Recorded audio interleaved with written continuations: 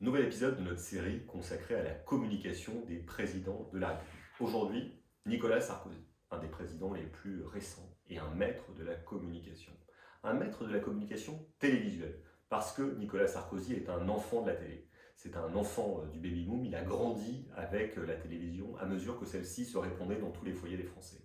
Et donc il va s'imposer à travers ce média en devenant un maître, faisant toutes les émissions qui comptent dans les années 80, mais surtout dans les années 90 et 2000. Il va s'imposer dans les débats face aux adversaires les plus redoutables et montrer qu'il est fort. Et il va savoir rebondir, y compris quand il rencontrera des moments plus difficiles.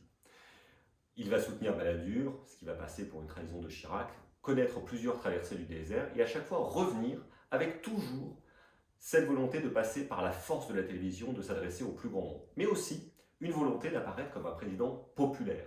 Lui, qui est pourtant maire de Neuilly, une des villes les plus cossues de France, va apparaître comme quelqu'un de proche des gens, sportif, n'hésitant pas à parler de sa famille, à la faire apparaître sur papier glacé, allant au contact, parlant de façon extrêmement simple et directe. Parce qu'il y a une grande force dans la communication de Nicolas Sarkozy, c'est que lorsque l'on voit Nicolas Sarkozy dans un discours ou à la télévision, on se dit qu'il nous dit la vérité. Par son langage corporel, par sa voix, par ses expressions, on se dit qu'il n'est pas en train de nous jouer la comédie, de nous raconter une histoire. Il est totalement lui. Peut-être pour certains facilement caricatural, mais pour moi totalement vrai.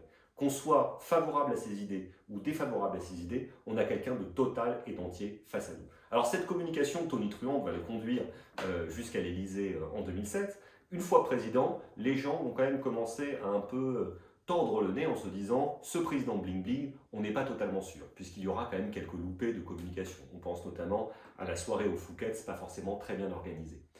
Mais par la suite, il va chercher à corriger son image en mettant son activisme au service du règlement de crise internationale, ce qui va le conduire jusqu'à la fin du mandat. Malheureusement, il n'arrivera pas à changer son image d'hyper-président et ce faisant, il sera battu par le président normal, François Hollande. Mais ça, c'est une autre histoire.